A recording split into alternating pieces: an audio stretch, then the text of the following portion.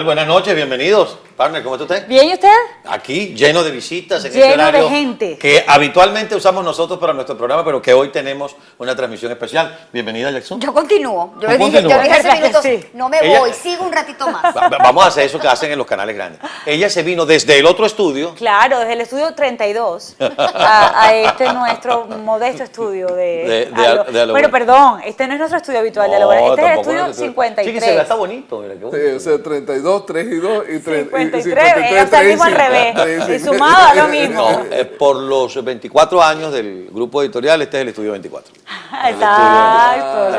Bienvenido, José. Gracias. Bienvenido, José Hernández. Gracias. Y Bueno, tenemos hoy transmisión especial, tenemos el Así es. debate, va a estar con nosotros el doctor Luis Prieto, va a estar nuestra internacionalista María Teresa Romero y estas 4 personas que están acá vamos a estar acompañándoles durante esta hora previa al arranque de un debate. Así Bueno. es, un debate muy interesante, sobre todo por el nivel de expectativas que se está creando. El primero de 3, pareciera, yo le decía a los invitados en el programa de Dígalo, esto parece, se asemeja con el tema del Super Bowl en cuanto a la expectativa compara y de la todo el mundo, audiencia sí. en función de la cantidad de personas. De hecho, se habla más de 100 millones de personas que van a Así estar es. allí. El atentos. Super Bowl tuvo 110, la más reciente edición, y se dice que aquí podría llegar a 100, superando el más alto de audiencia, que fue de 80 Así millones Que fue el de personas, Reagan Carter. Que fue el de Reagan Carter, y además se celebra el día de hoy para que coincidiera con el primer debate televisado, que fue el de Kennedy y el de Nixon. Kennedy Nixon. Además, había una comparación ahí que hacen los analistas, decían que Kennedy en ese momento lucía un bronceado espectacular, se veía joven, radiante, y Nixon lo que hacía era sudar. Entonces ahora, ¿quién va a sudar en este debate? Habrá que Nixon salía de una gripe muy fuerte. Sí, Y- pobrecito, Ajá, pero sí se le acumulaba aquí como en la barbilla el sudor. Bueno, yo ahí sí no te voy a acompañar, partner. Ok. Ahí sí no te voy a acompañar. Cualquier cosa menos pobrecito a Nixon.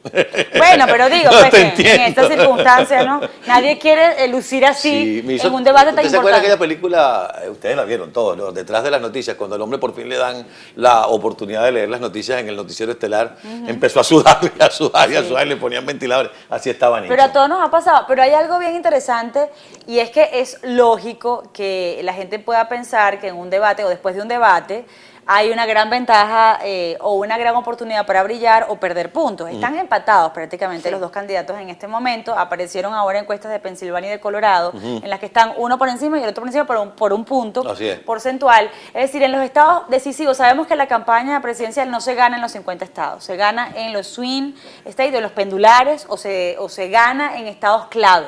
Y no es que ellos van por todos los estados a hacer campaña, solo escogen los más claves, los determinantes, como para poder conquistar los votos electorales. Pero en este debate, sin duda alguna, aunque se hagan muchas expectativas, no es necesariamente esta la fórmula para ganar. De hecho, Obama perdió los dos debates, en el 2008 y en el 2012. Los perdió ambos.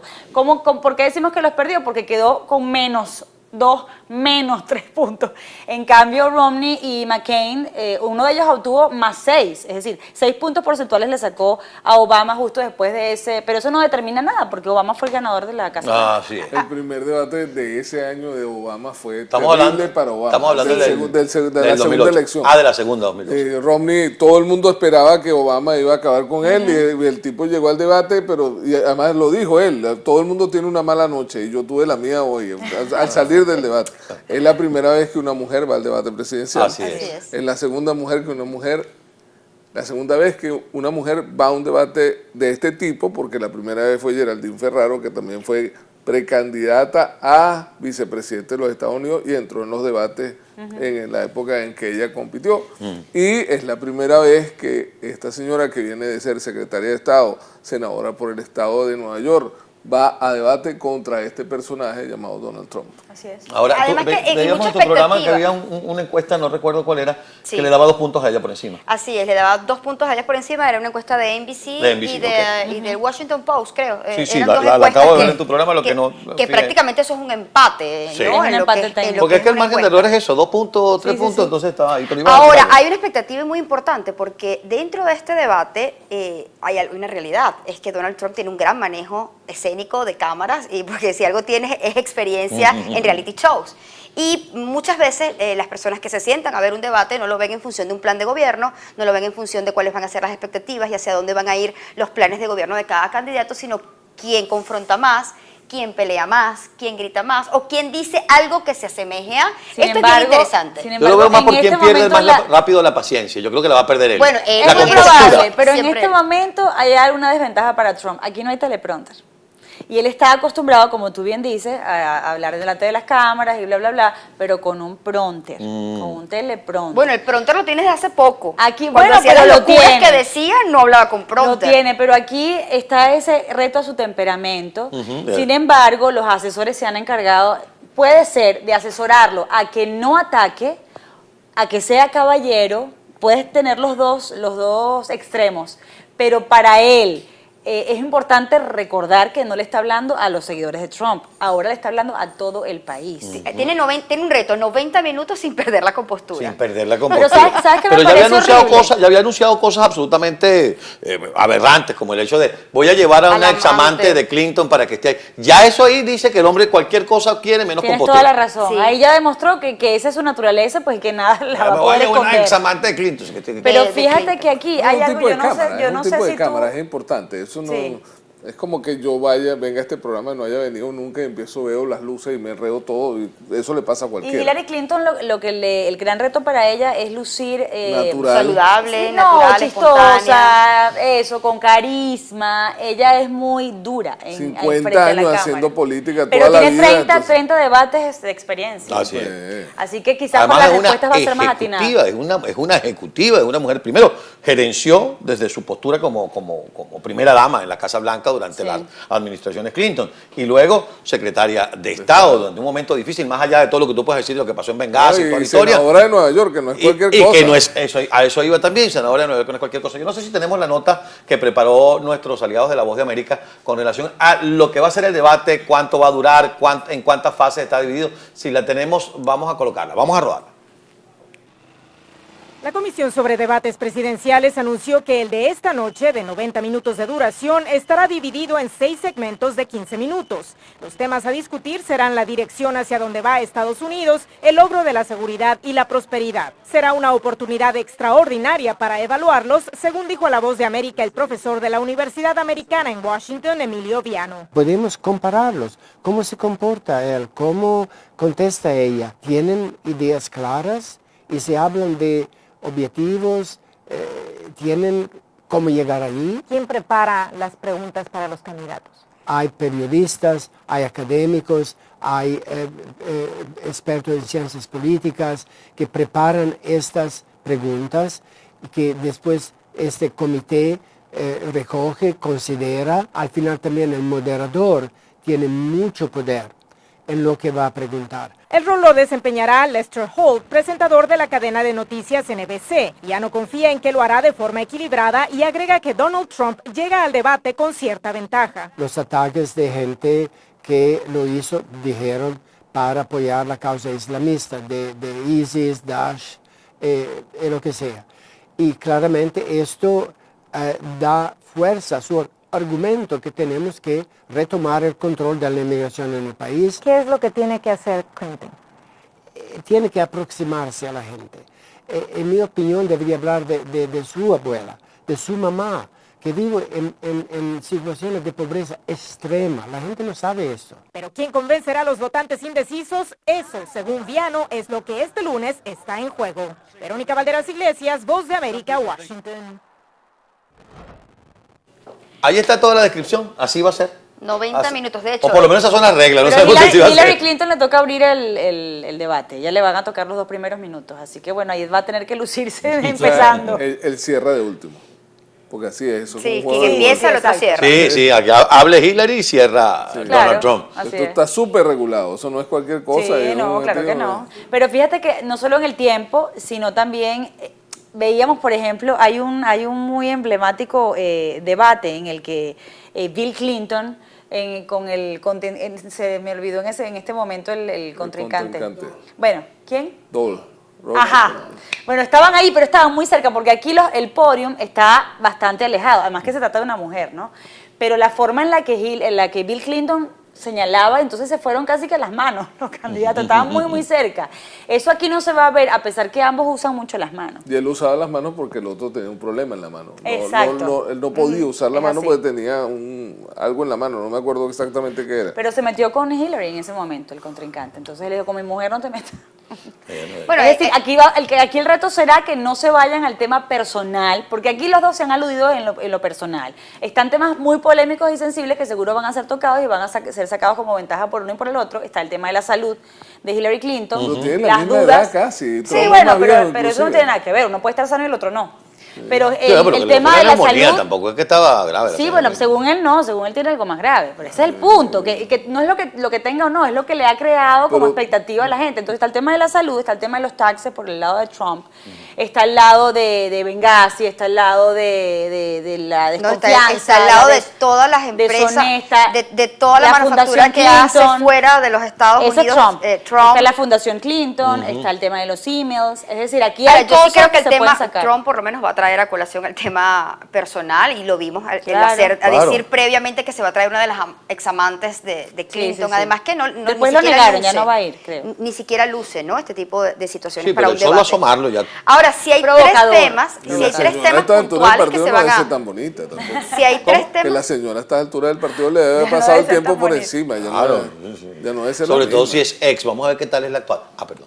Okay. Bueno, no sabemos lo que vaya a pasar a nivel personal, pero sí son tres grandes temas que se van a tocar dentro de lo que es el debate. El tema de la economía, obviamente creo que es lo que más le interesa a los estadounidenses, hacia dónde va y cuáles son esos planes, esos proyectos a nivel económico. El tema justamente de saber qué ofrece cada uno de ellos para ellos, hacia dónde van los Estados Unidos en estos 4 años de lo que sería la presidencia, ya sea de Donald Trump o de Hillary Clinton, será otro de los temas grandes a debatir. El tema de la seguridad Ese es dentro uno de de los los Estados principales para el Unidos. estadounidense. La Ahora, seguridad los tres nacional. grandes temas del día de hoy. Habrá que ver qué tanto va a tener que cargar la señora Clinton con lo que ha sido la gestión del presidente Obama en materia migratoria.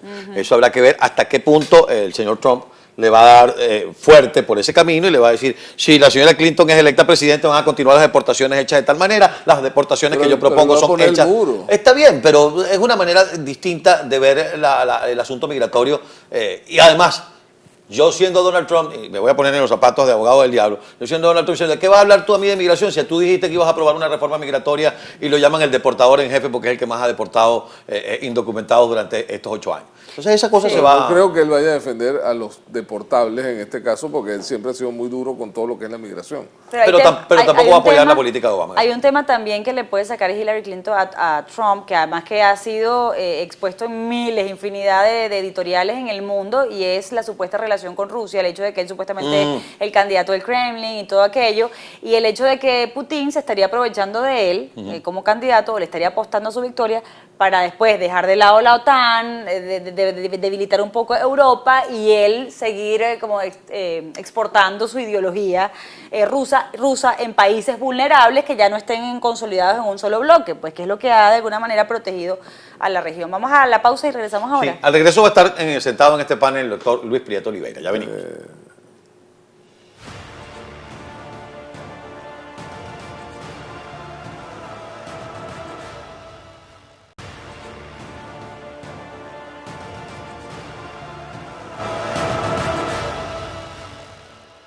Seguimos con más en esta transmisión especial con motivo de este debate, el primer debate presidencial de este 2016 aquí en los Estados Unidos. Los candidatos Hillary Clinton y Donald Trump se enfrentan por primera vez cara a cara.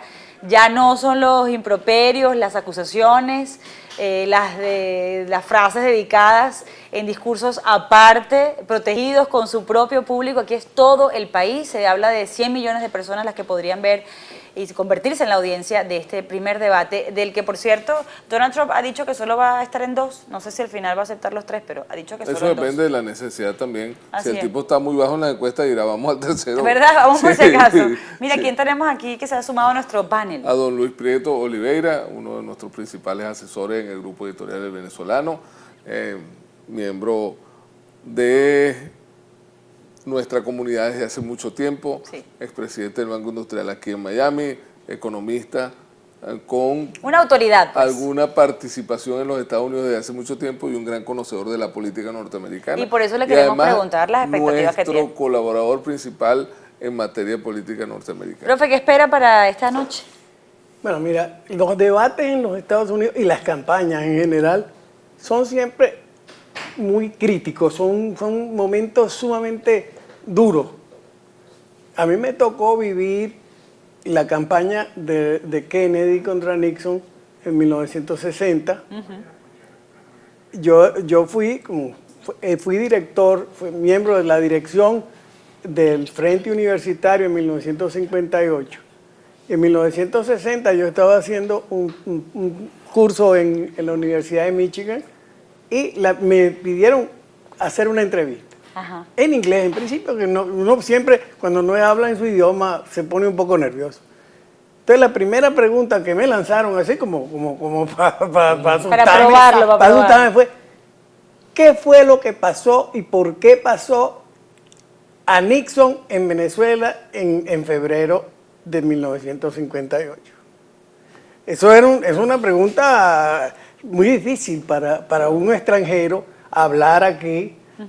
Además, yo había sido actor de eso.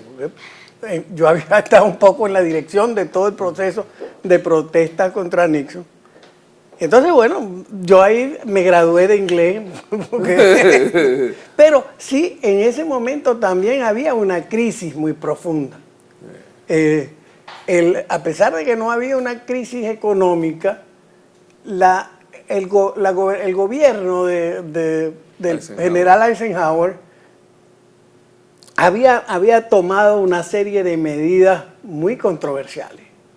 Ya cuando él, al comienzo de su gobierno, designó al señor Wilson, presidente de la General Motors, como secretario de Defensa, dijo aquella famosa frase: lo que es bueno para General Motors es bueno para Estados Unidos. Y allí marcó un poco lo que fue su gobierno. Él se había quedado muy impresionado con las Autobahn de Alemania, las grandes autopistas construidas por Hitler, y decidió que ese era el legado de su gobierno, crear un sistema de autopistas en todos los Estados Unidos que se asemejara a las de Alemania. Ahorita las interestatales. Las interestatales, sí. Entonces, él había creado pues un problema económico, y sobre todo había un recrudecimiento de la segregación racial. Era un gobierno de blancos para blancos. Y en ese momento, Kennedy representaba, por un lado, un católico. Primer católico que llegaba a ese nivel. Antes había sido Al Smith, que fue candidato contra Hoover y había perdido. Pero ahora este joven y muy carismático demócrata era católico. Y entonces eso creaba también una resistencia en muchos sectores y una esperanza en otros. Y venía de una minoría, porque era irlandés también. Era irlandés. Su abuelo había sido inmigrante y había sido alcalde de Boston. Entonces, esa situación ahora la vemos reflejada un poco en la situación actual de los Estados Unidos. Venimos de 8 años de gobierno demócrata. Hay un cierto cansancio, en cierto sentido, por la situación demócrata. Pero lo cierto es que la herencia que recibió Obama fue una herencia sumamente dura y difícil. País en donde había en aquel momento cerca de 12% de desempleados, se estaban perdiendo cerca de 700,000 cargos de trabajo por mes. El país estaba en una situación gravísima de deuda, de toda una serie de cosas muy graves. Obama... Y la bolsa congelada. Sí, y Obama además con una gran mano izquierda, a pesar de todo lo que eso signifique desde el punto de vista político, ha logrado una serie de objetivos muy concretos. Les quería proponer lo siguiente, porque fíjense que esta elección tan atípica en la historia de los Estados Unidos plantea un debate que podría afectar el bipartidismo de este país hacia el futuro. ¿Por qué? Porque hay muchos quienes dicen, de hecho, 33% y 32% en el lado de Clinton y Hillary están votando por ellos para oponerse al otro, Así al es, contrario, ¿no? No por el carisma del candidato. No porque confíen en el candidato por el que van a depositar pues la decisión.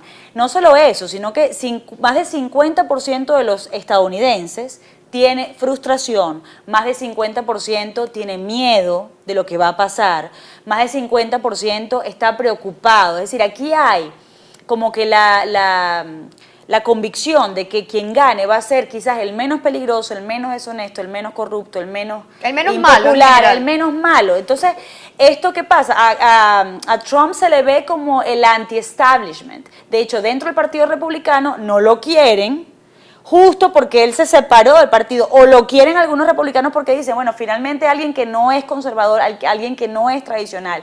¿Qué va a pasar con el bipartidismo? Es que eso nos trae como una remembranza extraña de Latinoamérica. Uno nunca pensó que eso iba a ocurrir en este país. Está en riesgo las fuerzas tradicionales, las fuerzas políticas tradicionales de los Estados Unidos. Este es un país hecho para el cambio. O sea, es un país de verdad funciona muy bien en la relación esa bipartidista, pero el Partido Republicano no siempre fue el Partido Republicano, eso surgió también de un momento de crisis, y el Partido Demócrata no es el mismo Partido Demócrata de aquella vez, ha variado, ha mutado 2 veces, creo, posiblemente.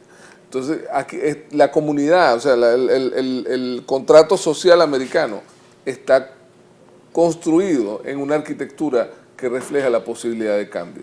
Ese Life, Liberty and the Pursuit of Happiness, ese mecanismo de permanente cambio, es lo que se refleja en lo que viene ocurriendo en la sociedad norteamericana. Tuvo un debate entre una mujer que puede ser presidente de los Estados Unidos, que recibiría, si llega a ser presidente de los Estados Unidos, la presidencia de parte del primer hombre de color que gobernó los Estados Unidos. Eso ya es muchísimo. Karen Abdul-Jabbar, que es un jugador de básquetbol, que es un activista muy importante del mundo musulmán, acaba de escribir un libro, se acaba de publicar en estos días, donde él dice que el norteamericano está sometido a demasiados cambios, que él de alguna manera entiende también que no se le puede pedir tanto cambio, porque imagínate tú, el primer presidente negro, la primera mujer negra, el presidente, o sea, la cuestión de la seguridad social, el sistema de salud, todas las operaciones que se han ocurrido en este tiempo, que la gente dice que es muy poca, pero es muchísima. Ahora, tú hablas de cambio y Carla hablaba del bipartidismo, y quizás la primera pregunta es hablar si lo que hay es una gran crisis dentro de la política norteamericana, pero quizás ese cambio también tiene que ver un poco con el cambio que ha venido surgiendo dentro de los Estados Unidos por la influencia de tantas inmigrantes. De hecho, vamos a ver un trabajo que se realizó justamente en función de esos cambios y de cómo pudiera estar generando algún tipo de impacto dentro de las votaciones para estas nuevas elecciones. Veamos. Los hispanos en Estados Unidos registran los más bajos índices de votación. Sin embargo, los expertos aseguran que eso puede cambiar en estas elecciones. Ahora sí voy a votar debido a Trump. Él odia a los hispanos y es racista. Y es que los comentarios del candidato han dejado huella, y una muy controversial entre la comunidad hispana. Usted tiene traficantes de droga, violadores y asesinos. Durante un encuentro del Sindicato de Trabajadores Culinarios en Las Vegas, Ivana Candela, directora política del gremio, aseguró que ha dado mucho que hablar y no precisamente por sus propuestas.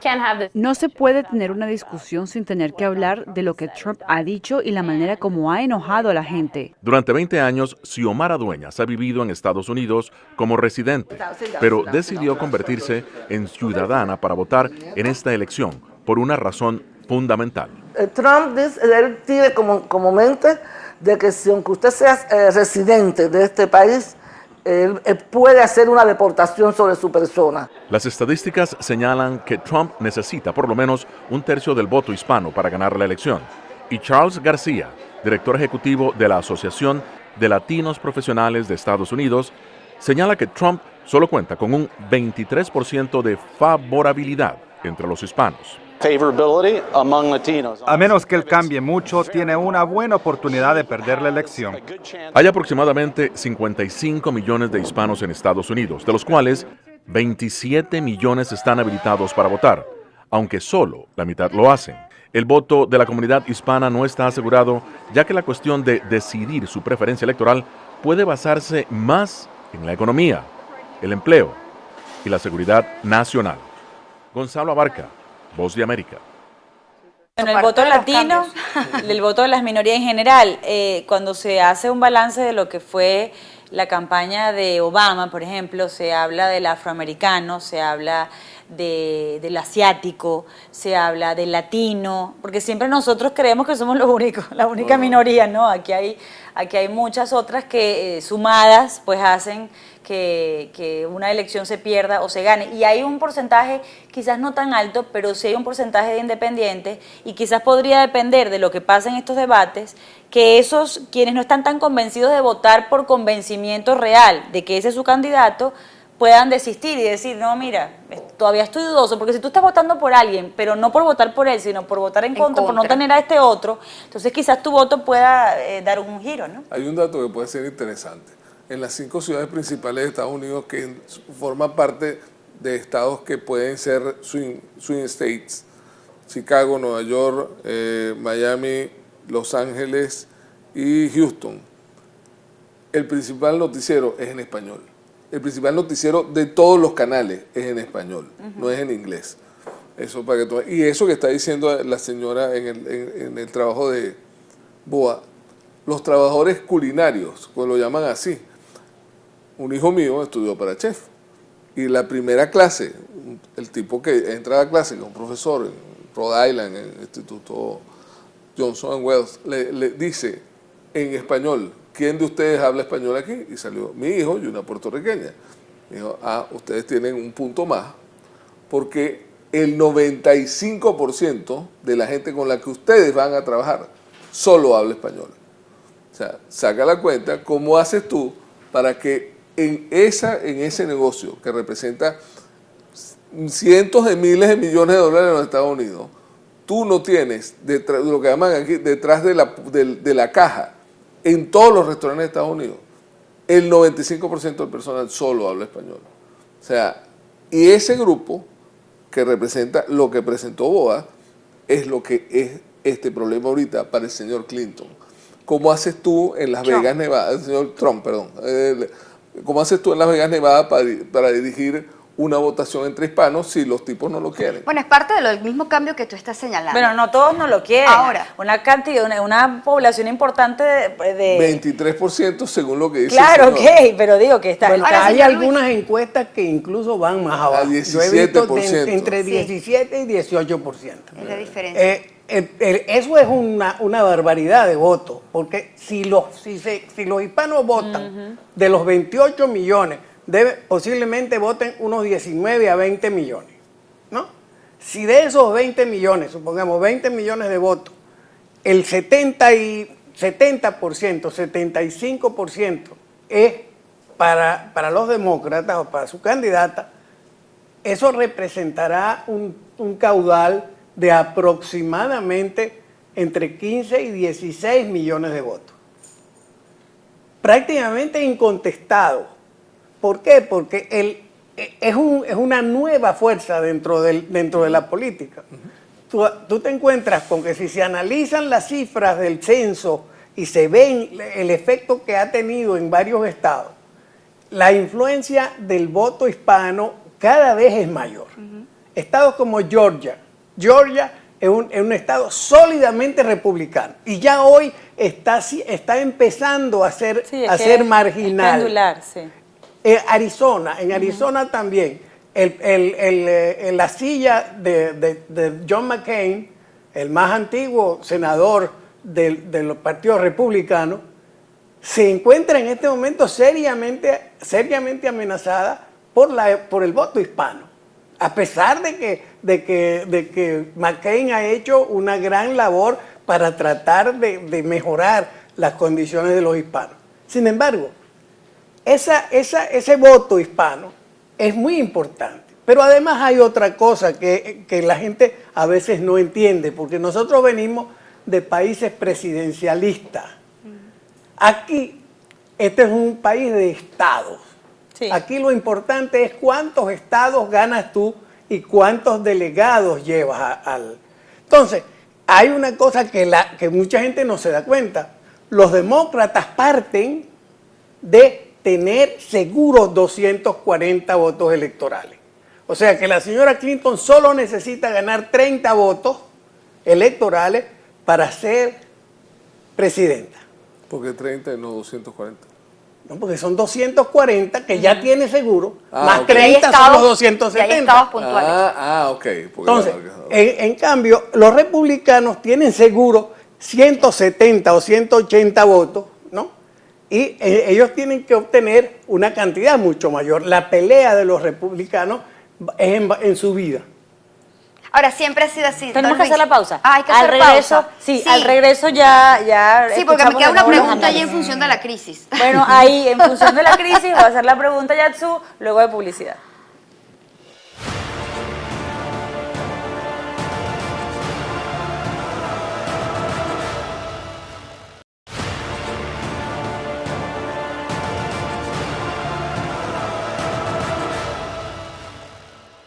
Ya quedan minutos para este primer debate presidencial. Dejaba una pregunta, don Luis, en función de esos cambios, en función de ese peligro que pudiera darse dentro del bipartidismo, que pudiera eliminarse. Quizás eso no eliminaría lo que es el sistema democrático de los Estados Unidos, pero hay una realidad, que hay una necesidad del estadounidense por tener cambios.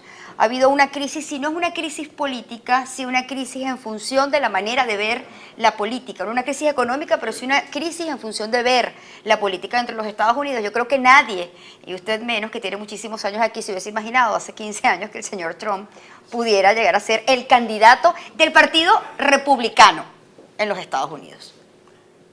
Bueno, mira, el problema de este fenómeno es que no es un fenómeno de los Estados Unidos. Es un fenómeno universal. General. Estamos viendo en las últimas elecciones parlamentarias de Alemania, la señora Angela Merkel ha recibido un revolcón, pero serio, porque ha quedado de tercera en tres de los landers, se llaman ellos, las provincias. Y sobre todo en su provincia natal, en su lander natal, en el Mecklemburgo, quedó de tercera. En Berlín quedó de tercera. Y en la tercera que acaba de suceder también ha pasado lo mismo. Ha sido superada por el partido populista neonazi que está amenazando, sobre todo por el impacto de la inmigración en Alemania. Entonces, eso está pasando también en Francia con la señora Le Pen. Y en otros países estamos viendo el mismo fenómeno. Hay una especie de eclosión de la antipolítica. Y no hay cosa más peligrosa que la antipolítica. Tenemos, por cierto, aquí a María Teresa Romero, nuestra internacionalista del Venezolano TV. Hola, profe, bienvenida. ¿Qué tal? ¿Cómo están? Para que nos hable ¿Cómo de las implicaciones de la victoria de uno o de otro candidato, porque el tema de la seguridad nacional, el tema de las relaciones internacionales, se ha dicho que Hillary Clinton no habla de frente de cómo va a combatir a ISIS, por ejemplo.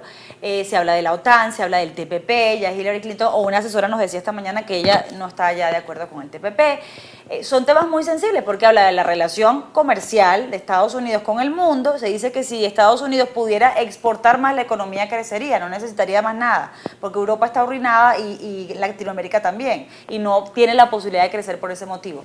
Economía, relaciones internacionales, ¿cuál es el tema que más te preocupa? Bueno, a mí me preocupan todos, déjame decirte, porque ninguno de los dos ha sido muy claro que se diga. Realmente estas han sido unas elecciones de lo más superfluas. Por eso yo creo que hay tanta expectativa y tanta emoción en relación a este debate. A ver exactamente qué es lo que va a decir cada quien, porque lo que han soltado, y se ha centrado mucho esta campaña en en denigrar uno del otro, en los temperamentos y en la corrupción de uno o la corrupción de otro, la mentira de uno, la mentira de otro, pero no precisamente en temas relevantes y en propuestas, ¿no? Me llama mucho la atención que siendo estos dos proponentes de una economía liberal, ¿no?, que Estados Unidos lidera la economía liberal en el mundo, los dos entonces ahora estén en contra del TPP.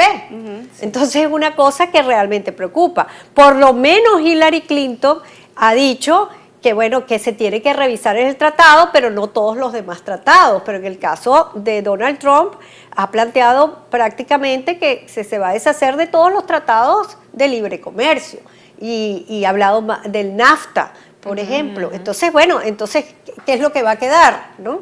¿Qué es lo que, cómo se plantea ahora? Eso no es realmente un libre comercio. Eso me preocupa mucho, me preocupa también obviamente en materia de política exterior y sobre todo hacia América Latina, que no ha habido tampoco cosas claras. Han habido cosas según las circunstancias. Ahora, en la última semana fue que vimos a un Donald Trump hablando de Venezuela. Sí, ahora, al final de la semana. Se nos puso un pedestal. Yo creo que, bueno, los asesores le dijeron, bueno, va a habla de alguien. Habla por favor. Pero ¿por qué crees que a los venezolanos nos trató tan bien? De verdad, yo me quedé impresionada. La inmigración es lo máximo, son trabajadores, gente preparada. Bueno, una amiga mía me decía, y casi me convence este hombre. Bueno, precisamente por eso, porque sabe que necesita el voto latino, que ese voto está muy con Hillary Clinton, que le ha sido muy difícil entrar y él le ha bajado. Ustedes no se han fijado que se ha moderado, sí, se ha moderado hacia los latinos en general, incluso hacia México. Y por supuesto, venezolano y el atractivo pues de cómo se va a comportar en el futuro con Venezuela es algo que él está agarrando, ¿no? Tenemos que hacer la pausa, pero les quería proponer algo porque ya el próximo bloque es el final y vamos a pedirle a Carlos Acosta que se incorpore a nuestro panel. Quería plantearles lo siguiente, que hiciéramos como un análisis con relación a lo que son los candidatos cuando están allí frente a la televisión y lo que van a hacer en el ejercicio de la presidencia. Porque aquí si hay algo que protege a los ciudadanos es que funcionan las instituciones. Es decir, no es que él va a llegar allí y va a hacer lo que le provoque, o ella. Hay que seguir procedimientos. Sin embargo, uno siente a veces, bueno, Donald Trump si se modera es porque realmente él quiere moderarse, porque realmente ese es el verdadero Trump. ¿Cuál es la verdadera Hillary Clinton? ¿Cuál es el verdadero Donald Trump? Yo creo que nunca lo vas a conocer, Carla. Seguro, pero en el ejercicio de la presidencia es donde con las decisiones seguramente vamos a ir descubriendo eso, ¿no? Pero estamos votando por seres humanos reales o por algo que se fabrica para que nosotros compremos ese mensaje y finalmente votemos por ello. Al regreso de esta pausa de publicidad.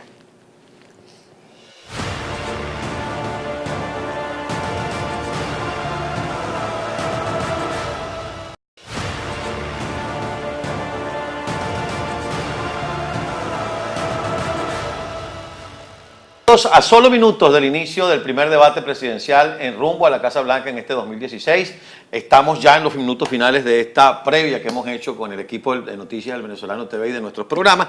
Y Carlos había dejado una consideración antes de irnos ya directo con el debate, que es ¿quiénes son estos personajes, más allá de lo que nos quieren mostrar que son en los debates y en sus intervenciones de televisión? Bueno, yo creo que aquí hay un enfrentamiento entre dos cosas que son totalmente distintas y a veces invisible. Por un lado, hay una señora que es una política profesional, que se ha dedicado durante más de 40 años de su vida a la política, activamente. Es una activista política que ha sido así desde muchacha. Y por el otro lado, un empresario que nunca ha participado, por lo menos directamente, como candidato en ninguna actividad política. Ha apoyado, le ha dado un apoyo muy fuerte a Clinton y a Hillary en ciertas campañas, en ciertas cosas, pero nunca ha sido él candidato. Entonces, son dos posiciones, el outsider y el insider. Esa es una situación muy norteamericana. En Norteamérica siempre ha habido un outsider y un insider. Y hay lo que llaman en los Estados Unidos el underdog y el upper dog. O sea que en una pelea siempre hay un perro que está abajo y un perro que está arriba.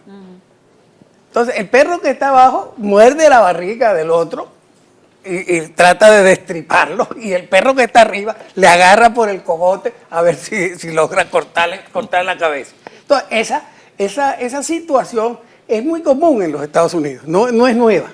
Sin embargo, en esta ocasión sí, porque hay una cosa también de personalidad. Hillary es una mujer introvertida, seria, seca, muy poco expresiva. Sí. Trump es demasiado expresivo. Es un extrovertido, Es casi un hombre, incontinente. un hombre con una gran incontinencia verbal, vamos a Total. llamarlo así. Es capaz de hacer cualquier barbaridad. Gestual. Incluso yo le doy una expresión a la señora Clinton, a Hillary, de que cómo se puede confiar los códigos atómicos a un señor que se disgusta porque le pasó una mosca y se le paró en la cabeza. Esa pregunta para la profe. ¿Al mundo quién le da más confianza? Así es. Obviamente. Por temas nucleares, por temas de relaciones Es comerciales. un maletín, María Teresa, lo tiene. Un tipo que le pasó una mosca aquí y aprieta el botón. Mira, ahí está la señal de la boa. Ese es el lugar donde Mamá. 1000 personas van a ser testigos en ese espacio, obviamente, ¿no? En la universidad, pero después hay 100 millones. Así es. Viendo, Entre tanto, nosotros Esa es la seguimos universidad. conversando hasta Mientras que... no comience, Esa es pues la Universidad nada. Hofstra. Así es. Yo lo así que es. creo que Hofstra sin lugar a University. dudas quien le da más confianza al mundo es Hillary Clinton. ¿Por Lo qué? ¿Por hemos qué en visto. especial? Bueno, por eso mismo, Por la experiencia. por la experiencia fundamentalmente. Ellos no ven lo que están viendo desde aquí adentro. Ellos no ven de la misma forma el caso de Benghazi, por ejemplo, el caso de Siria. Ellos creen que la política exterior de Obama ha sido buena. Muchos en el exterior y también en América Latina piensan que la política exterior de Obama ha sido prudente, moderada, y piensa que Hillary, bueno, va a seguir esa línea. En cambio, un Donald Trump es no se sabe qué es lo que va a hacer. Esa es la verdad. Sí, no hay ninguna certeza, o sea, nada de ok, garantía. va a acabar con ISIS. María Teresa, ¿Cómo? Carla ¿Cuándo? hacía más temprano una referencia que es importante verlo desde la óptica tuya, que eres quien estudia el tema internacional. Y es esa etiqueta que se le ha colocado a Donald Trump de su presunta cercanía con Putin y que es el candidato de Rusia y es el candidato de Putin. Bueno, él mismo fue el que creó esa hablar bien de percepción al hablar bien de Putin, al decir que iba a llamar a la inteligencia y a los rusos a que vinieran aquí y hackearan al comando de Hillary y a otros del comando demócrata. Es que con eso no se bromea, ¿verdad? No se bromea, entonces no lo ven seriamente. Pero tu pregunta de un inicio creo que es bien interesante. ¿Son realmente ellos? Bueno, tenemos que recordar que la política actual es una política del espectáculo. Sí. Como bien decía Mario Fabricados Vargas los Llosa, personajes. fabrican los personajes, pero por más que los preparen, por más que todo, yo creo que contradictoriamente, a pesar de todos esos esfuerzos, se ha visto que tanto Hillary como Donald Trump son lo que son. Son transparentes. Son ¿tú tan crees? transparentes son que fíjate el rechazo de la población estadounidense. Sí. No los quieren a ninguno de los A dos. ninguno de los dos. Es impresionante. Entonces es un fenómeno bien interesante. Bien, ¿por qué dicen que Donald Trump hay una visión generalizada que es un populista? Precisamente porque a pesar de todo, a pesar de su moderación, lo ven que es un populista Pero y fíjense- que no sabe las cosas. Y fíjense además la provocación, si se quiere, no sé si fue una provocación, pero en el caso de Donald Trump, él va a llevar allí a 2 militares que tiene como asesores justo para este discurso, va a llevar a familiares de víctimas de Benghazi. Y en el caso de Hillary Clinton, sus invitados especiales. pues. Claro. En el caso de Hillary Clinton, son una mujer quien fue víctima de violencia doméstica. Y está empezando el debate. Ya Creo está que ya no hay más nada comenzando, que sí. decir. Bien, le queremos decir, amigos, que al terminar el debate, ustedes no se pueden perder un especial que han hecho nuestros amigos del equipo de deportes del Venezolano TV en homenaje a el pitcher desaparecido en la madrugada de este domingo, José Fernández. Hoy el juego de los Marlins ha sido un juego muy sentido y al finalizar, repetimos el debate, ustedes podrán ver el trabajo especial hecho por nuestros compañeros de deportes. Posteriormente, nuestro noticiero donde habrá parte de lo que se dirá en el debate. Gracias, profes. Pero lamentablemente pues se nos termina el tiempo. María Teresa se incorporó ya en la parte final, pero le agradecemos mucho que haya estado con nosotros. Bueno, gracias a ustedes. José Hernández, Yatsu López, el doctor Luis Prieto. Gracias, Luis, por estar con nosotros. Y ha llegado el momento en que yo la miro. Míreme. Y le digo, aló, Carla. Dígame. Buenas noches, señora Costa. ¿Se quedan con el debate? Y a partir de ahí, hasta el final de la transmisión, tendremos un debate abierto. Las preguntas son mías, no las he compartido.